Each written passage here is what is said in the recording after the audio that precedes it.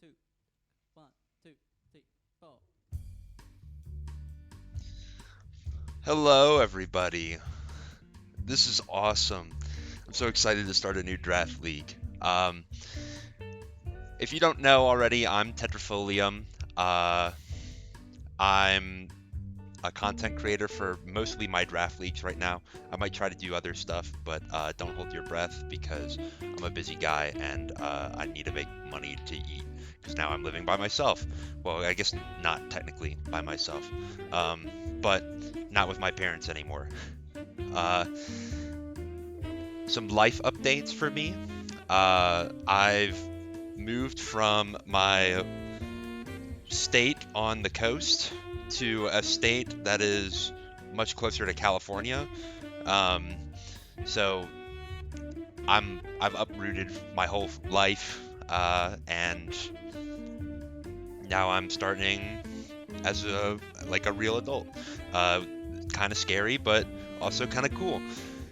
Anyway, let's not dwell on that too much. Let's talk about my new team, the Aurora Starstorm.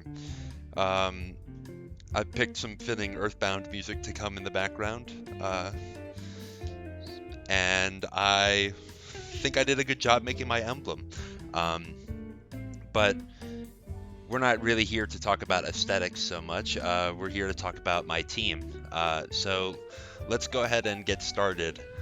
So one thing that was different with this draft league compared to our previous one is instead of tiering our Pokemon basically based off of what Smogon tier they're in, with, splitting up OU and UU, we decided to do a point system. If you're familiar with the Shuckle Premier League, that would be like Pokegame's draft league that he's in. We did something very similar to that, though we adjusted some of the points from their draft board, and we've added some of the new Pokemon in. At some point later on this league, I'll probably show what the draft board itself looks like. Maybe catch my next video where I'll be talking with a guest about all of the teams, but this is going to be primarily focused on mine. Um, in any case, let's get on with my first overall pick. I was actually the fourth overall pick, but my first team pick, of course, was the new Pokemon, Hydrapple. Um, I played around with this thing on ladder a couple times when we were just starting with the new DLC, and I think I've fallen in love with this Pokemon. It's really cool. I love the defensive profile of it. 106, 110, 80 is pretty good. And if it's going to be lower in one of the two, I think I prefer it to be lower in special defense so I can slap items like the Assault Vest on it. Um, it's got Regenerator, which is a fantastic ability. The other two abilities are probably not going to get much use, I'll be honest. And this special attack stat is pretty decent. The thing that I really love about this Pokemon is its signature move, Fickle Beam. Fickle Beam has a 30% chance to boost from being a 80 base power move to a 160 base power move. That's insane. There's also Syrup Bomb. I don't know if that's a signature move for Hydrapple. I think it's unique to the Diplin line. It's pretty decent. I mean, it's not a lot of attack, and it's not the most accurate, but slowing a enemy down for 3 turns might be pretty good. I'll be excited to try it out if I get the opportunity. And yeah, Hydrapple was just why did I pick it first? It's maybe not the most powerful pick. Like, in the first round of this draft, there were picks for like Iron Boulder, Iron Valiant, Dragapult, Meowscarada. Well, maybe that one's not quite as strong as the others, but Hydrapple seems quite a bit weaker. Well, I just wanted to make sure that I got this Pokemon. I want to win of course, but I want to have fun with it, and I want to use Pokemon that I think are going to be fun to win with, and I think Hydrapple will be fun. Maybe it won't be fun for somebody else who gets crit with a 30% proc Fickle Beam, but it'll be really fun for me. So I've got my Dragon type. I think what I want to do next, or at least what I was thinking at the time, was that I want to construct a Dragon Fairy Steel core. So the next Pokemon that I took was Myra Clefable. By the way, all these Pokemon are named after stars, so if you're wondering how did he come up with these names, I went to a Wikipedia page that had a bunch of star names on them and picked out a couple. Anyway, Clefable was a Pokemon that I used in my first ever draft league. We could call it Season 0 of Turn 17 Rocks. It was my first pick. It was really good. What I love about Clefable as a Pokemon is it's got a very, very wide move pool, so you can end up running a lot of different sets. Its stats are also pretty well suited to doing things like setup sweeping with Calm Mind, being a wall with Cosmic Power, utility moves like Stealth Rock and Thunder Wave. I wish it got spikes. That would be awesome. I'm sure that everybody else in the draft league would not like Clefable to get spikes. That would be really, really overpowered for them. And of course, access to recovery moves, or rather in this gen, recovery move being Moonlight. It lost Soft Boiled, which is kind of sad, but not really that big a deal. Moonlight is arguably better because I get a boost to my recovery in the sun, and as I'm looking at all the draft teams, there is a sun team. There are not rain teams or sandstorm teams, and there is Alola Ninetales. Which I don't know if I would consider it a snow team. There are not very many ice types on that team, or any like Slush Rush Pokemon for that matter, but I guess that is something that could disrupt my Moonlight. But in any case, it's going to be pretty good.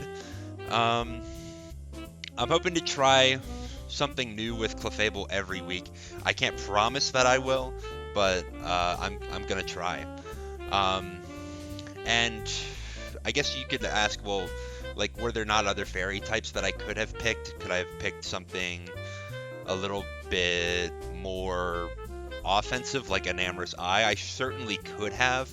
However, why I picked Clefable is somebody before me picked Manaphy, and per our rules of the draft league, we're gonna try not to ban moves or abilities on certain Pokemon this time. So, like, things like a Spothra are going to get Speed Boost, things like Annihilate are going to get Rage Fist, Last Respects and Shed Tail are banned because those things are ridiculous. I don't know who thought that was a good idea to put those in. But anyway, Manaphy with its Tail Glow and its Take Heart are going to be really hard to beat if it gets set up. So I picked Clefable because it's the only fairy type that gets Unaware, at least to my knowledge. I mean, maybe Clefairy gets it, but I'm obviously not going to pick Clefairy. Some other Pokemon that I kind of considered were Sylveon. It's not bad, but it's quite a bit lower variety in its move pool than Clefable. I'd have to basically run either Calm Mind or Wish Passing, which I'm not really into. I believe in the rules of this league, we have Baton Pass legal, and as long as you're not passing boosts. So this is actually going to help out Clefable a lot, in case I want to do, like, basically teleport from last gen. I used teleport a couple times in Season 0 and it worked well. But in any case, yeah, Nam, I may have mentioned was definitely a consideration. It's worth one more point on our draft board than Clefable, so um, it may have caused a little bit of an issue for my team's economy. Maybe not, though. Um, the reason why I didn't take it, though, is like I just didn't think it was as good a breaker as I needed to be able to beat something like a Take Heart Manaphy. So I figured Clefable had a better matchup, so I'd rather go for that. Plus, Clefable is probably my second favorite Pokemon. I don't know if anybody like knows that, but you want to guess what my favorite Pokemon is? Yeah, I mean, come on. It's the channel mascot, Polaris or Jirachi. This is definitely my favorite Pokemon. I don't know if I would say it's my favorite competitively. The Iron Head flinch strategy that it is infamous for is not quite my favorite thing to play. I don't mind playing it. I definitely will take hexing somebody and getting them mad in the showdown chat. But I think what I really like about Jirachi is the same thing that I like about Clefable is its wide move pool. It can run a lot of different sets. It also gets Cosmic Power and Calm Mind to be a booster. It gets pretty good coverage in this gen. I think it was added in this gen. It gets Aura Sphere, which is really good. I love fighting coverage on a Steel type Pokemon because I want to hit other Steel types. And I think that Jirachi is a really good Steel type to round out this core. Yes, it has a lot of overlap with Clefable because a lot of its moves are the same, but think about it like this.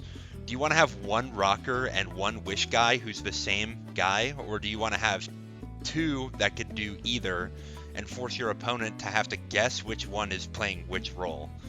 Or also, one of them could be a Calm Minesweeper, or also one of them could be a pivot Pokemon. Like Jirachi gets a U-turn, so that's something. And with Baton Pass being legal, I believe it's legal anyway.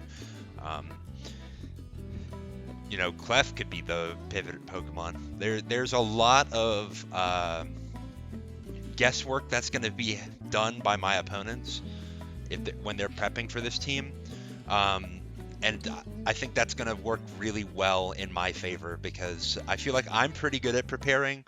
So I'll give myself a lot of options, and if my opponents are not good at preparing, then they might get smashed by something they didn't see coming. Now, I'm not going to underestimate my opponents, obviously. I'm going to try my hardest. But anyway, I'm so glad to see Jirachi back because it just is my favorite Pokemon. And this artwork is great.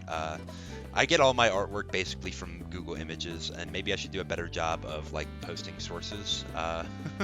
But this is just perfect. I love the team so far. Now, of course, I need more than just those three to win. So who did I decide that would go well with these three? I'm running it back to Season 0 again. This time I'm picking up Malamar. So I did use Malamar in our Gen 8 Draft League to pretty good effect. I mean, everybody knows what it does with its Contrary superpower to boost its attack and defense. I was very much using things like rest talk strategies. I even used a stored powered strategy with Malamar being a mixed attacker. And it worked okay. I think I wanted to try this again, mostly because of Terra Stellar. How our draft league is going to work is that only low tier Pokemon that we designated 9 points or less are going to be allowed to Terra, and we're going to get 3 options. 1 has to be stab, 2 have to be non-stab. So for Malamar, who is a 7-point Pokemon, uh, I decided that I was going to do Dark, Poison, and Stellar. Now, I thought really hard about doing Fighting. I think Fighting is really good on Malamar because you're getting that stab boost on Superpower and boosting your attack and defense. Like, primarily, you're going to want to be spamming that move. Um, but I think I really wanted Poison because I wanted to be able to go into a type that resists both Bug and Fairy. Plus, I can get stab boost on Poison Jab, so it's not too bad. Yes, I could have done something like Steel for the additional resistances because it does also resist Bug and Fairy, but for one, there's no Steel coverage on him. I could use Terra Blast, of course, but for two, I think that a lot of times people bring stuff to deal with Steel types. I think sometimes people don't bring stuff necessarily to deal with Poison. I know Earthquake still hits Poison just like Steel, but for example, if I'm up against a Fighting type, uh, getting that resistance against Fighting is going to be really good. Plus, being a grounded Poison type is a huge deal in Draft League. Some people will have Toxic Spikes, and sometimes you won't have a great Spinner or Defogger on your team. So if you need to get rid of the Toxic Spikes, the best way to do it, in many cases, is to switch in your Poison type and absorb them.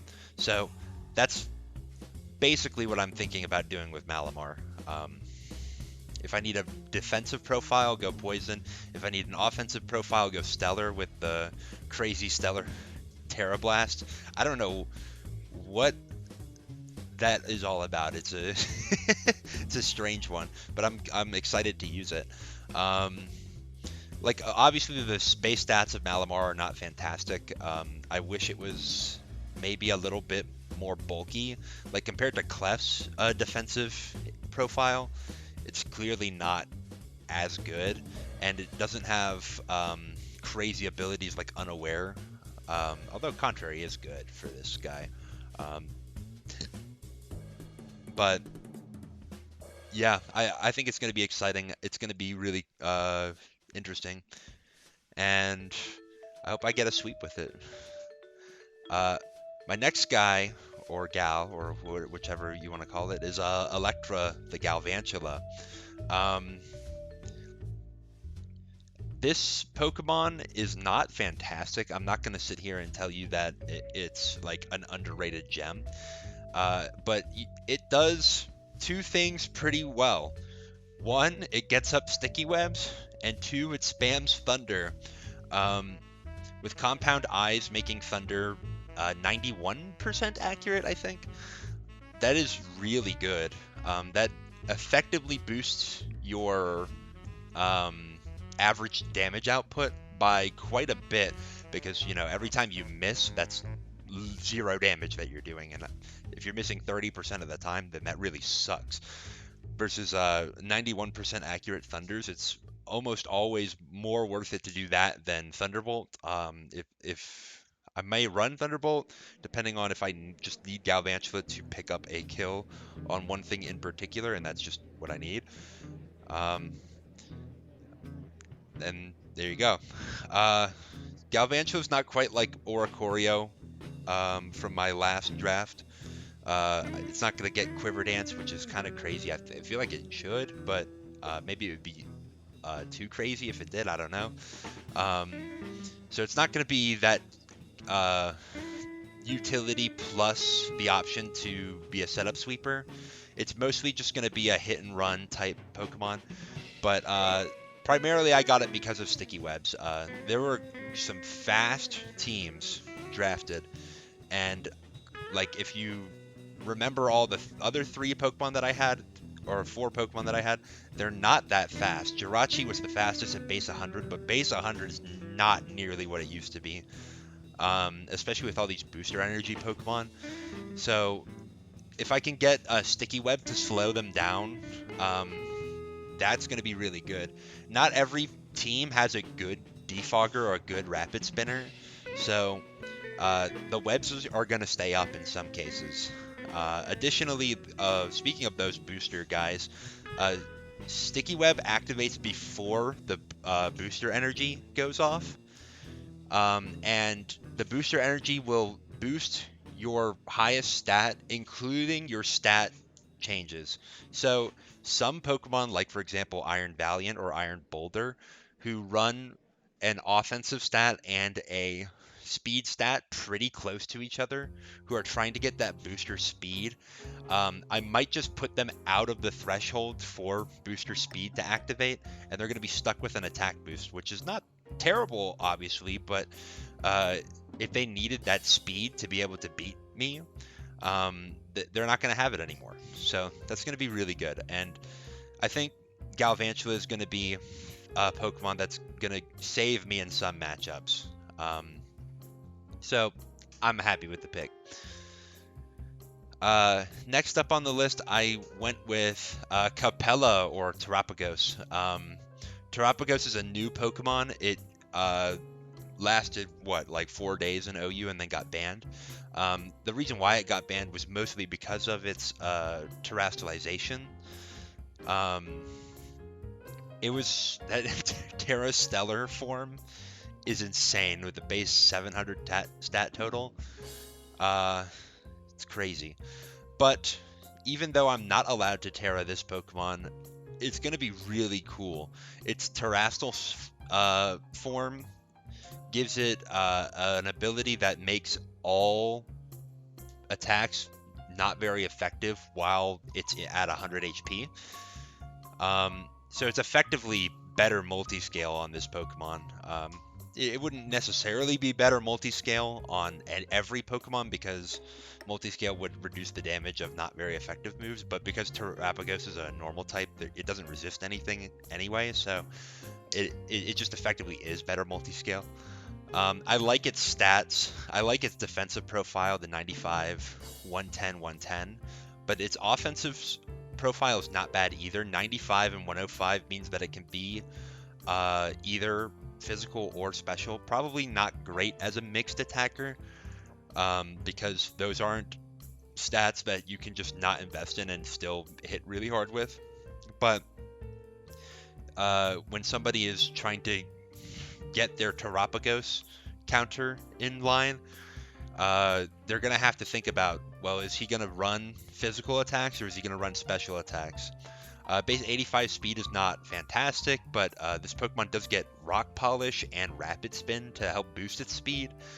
It could be a pretty good Pokemon in that sense. It's another potential setup sweeper. It is my first hazard remover. I can't remember if I have any other form of hazard removal on the team. I don't think so. That's just how it goes in draft. You don't always get access to Corviknight or Great Tusk as a remover, and you're stuck with some really bad options if you don't get those two. But yeah, this is going to be great. Another thing about Terapagos is because it was designed to work with Terra Stellar, it has tons of move options. I can run Ice Beam, Thunderbolt. I think it gets Fire type moves. I think it gets Earth Power, maybe. Like moves of almost every type. So I will pretty much have coverage to beat whatever there is on my opponent's team, which is exciting. Capella's going to be the little goat of this league. Next, I have Safe, the Terrakion. Of course, I had Terapagos. Now I need Terrakion. But anyway, I needed some more speed. Yeah, I know that Terrakion's only just as fast as Galvantula, but base 108 is at least faster than things like Garchomp or those other mythical Pokemon that are base 100. So that's going to be good. With Choice Scarf, it's threatening to outrun things like Dragapult. With Sticky Web support, it's threatening to outrun things also like Dragapult. I guess technically Dragapult could have Clear Body, so it could stop that. But anything that is near that speed, like Electrode, I don't think Electrode was picked though. But anyway, the base 129 attack is really good. It's a potential breaker. If I run Choice Band, that could be really strong. If I get a Swords Dance up, that could be really strong. If I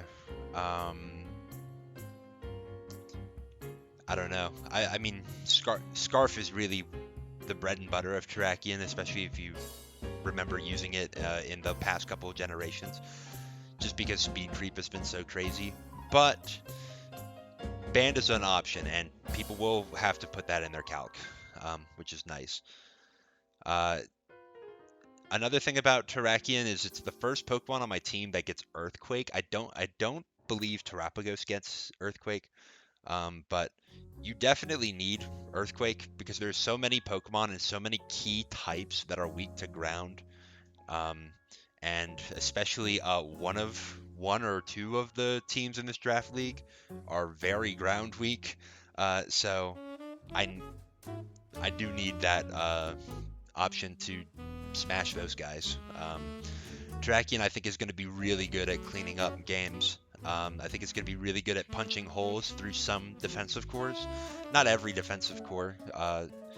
There are definitely types like Flying that can resist my ground and fighting coverage. Now, granted, I could also Stone Edge, but Stone Edge is not a nice move. I hope I don't have to click it too much. But yeah, Terrakion's pretty solid, and for 14 points, I thought it was a pretty good pickup. Another option I was thinking about was Zamazenta Hero. It was a 19-point option. It's really fast, like base 138. That's faster than things like Meowscarada, Iron Valiant, Iron Boulder, of course if they don't get boosts. Would have been really nice. My problem with Zamazenta though is that it's very limited in its coverage. If it got something like Earthquake, I probably would have picked it, but it gets no ground moves. It gets hardly anything to hit fairy types. Iron Head, I guess. And you're forced to use Crunch on ghost types, which is not like a terrible move, but you would rather have something like Knockoff, if possible. And also being 19 points, that's a 5-point swing on Terrakion. I think I'd rather find another Pokemon or two for the equivalent of 5 points than have Zamazenta and then still need that ground coverage. So yeah, Terrakion, I'm excited about using it. I think it's going to be really good. Next up on the team is Fafnir, Roaring Moon. I decided I really needed speed, and at this point, some of my options were Darkrai, who's at 18 points, Roaring Moon 17 points, but I don't like Darkrai. Like, playing around against it in OU, I think what ends up happening is either you have the perfect luck and you hit every Hypnosis and every Focus Blast, and it feels like a Pokemon that's way too strong for OU, or you miss one move and then you get blown up, and, well, why would you want to use that? It seems very volatile, and after losing last draft league to an Overheat miss, probably other things as well, but the Overheat miss was a very, very strong reason why I lost. I don't think I want that kind of inconsistency in my life.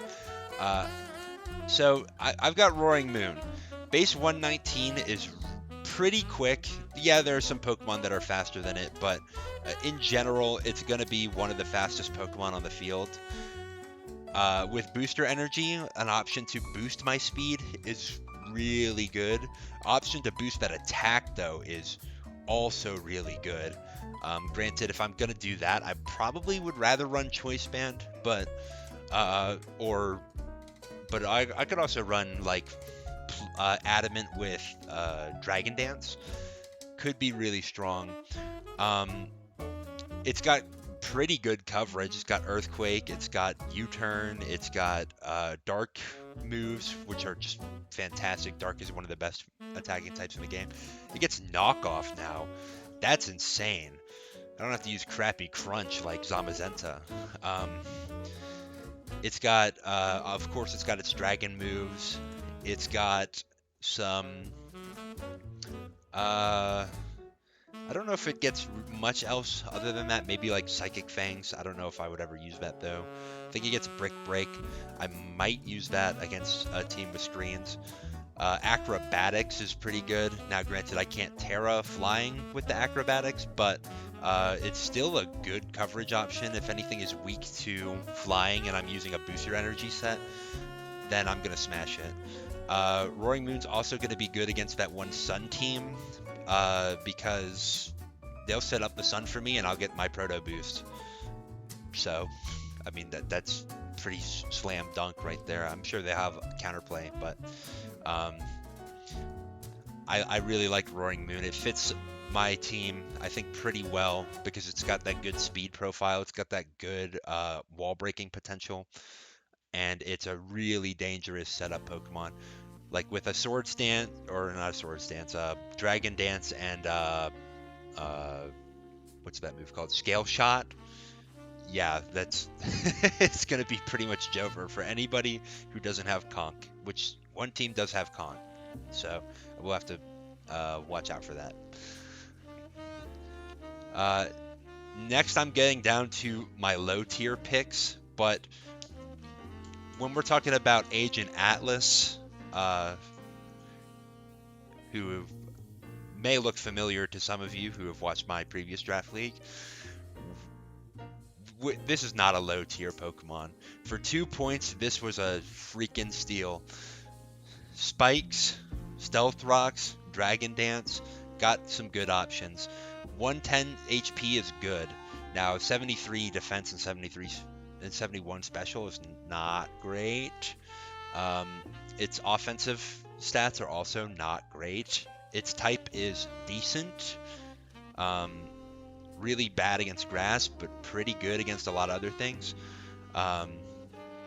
It's going to be, I think, another sleeper hit in this league. Whiscash was, I think, my highest kill Pokemon last league, and for good reason. Like, it gets a lot of utility, and like its Earthquake is enough to get the job done on some weakened Pokemon.